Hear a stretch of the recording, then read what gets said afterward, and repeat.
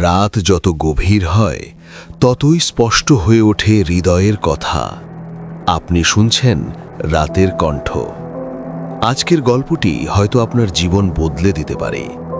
ঢাকার এক পুরনো এলাকায় থাকত একজন যুবক, তার নাম সাইফ। ছোটবেলায় সে খুব ধার্মিক ছিল, মসজিদের প্রথম কাতারে নামাজ পড়ত। তার বাবা তাকে ছোটবেলায় কোরআন শেখাতেন।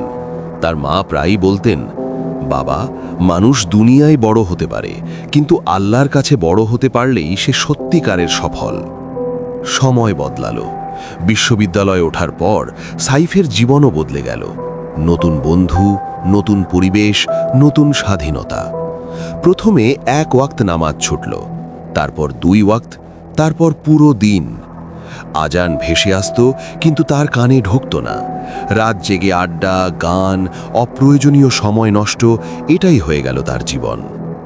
তার মা চুপচাপ তাকিয়ে থাকতেন, কিছু বলতেন না, শুধু তাহাজ্জুদের সময় কাঁদতেন। একদিন হঠাৎ খবর এলো সাইফের স্ট্রোক হয়েছে। হাসপাতালের আইসিইউ এর সামনে দাঁড়িয়ে সাইফ প্রথমবার নিজের অসহায়ত্ব বুঝল। ডাক্তার বললেন, আমরা চেষ্টা করছি, বাকিটা আল্লাহর হাতে। সেই রাতটা ছিল খুব লম্বা। আইসিইউ এর বাইরে বসে সাইফ প্রথমবার মাথা নিচু করল। অনেকদিন পর সে সিজদায় পড়ে গেল। তার মনে পড়ে গেল আল্লাহর সেই বাণী, নিশ্চয়ই কষ্টের সাথে আছে স্বস্তি। কোরআনুল করিম। তার চোখ ভিজে গেল। হাসপাতালের ছোট্ট মসজিদে এক বৃদ্ধ ইমামের সাথে তার দেখা হলো। ইমাম বললেন, বাবা, মানুষ সুখে আল্লাহকে ভুলে যায়, কিন্তু আল্লাহ কখনো তার বান্দাকে ভুলেন না। তিনি আরও বললেন, তুমি আল্লাহকে স্মরণ করো সুখের সময়ে, তিনি তোমাকে স্মরণ করবেন দুঃখের সময়ে। রিয়াদুস সালিহিন। সাইফের বুক কেঁপে উঠল। সে বুঝল সে আল্লাহকে ভুলে গিয়েছিল, কিন্তু আল্লাহ তাকে ভুলেননি। সেই রাতেই সে সিদ্ধান্ত নিল, আজ থেকে সে বদলাবে।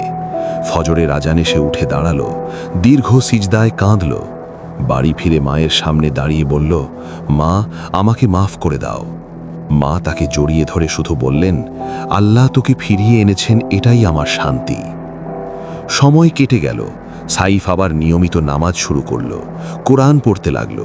বন্ধু বদলালো, পরিবেশ বদলালো। সে বুঝল দুনিয়ার আনন্দ সাময়িক, কিন্তু আখেরাত চিরস্থায়ী। কয়েক বছর পর সে সফল হলো, কিন্তু এবার তার সফলতার সংজ্ঞা বদলে গেছে। সে গরিবদের সাহায্য করে, মসজিদে সময় দেয়, মাকে হাসি খুশি রাখে।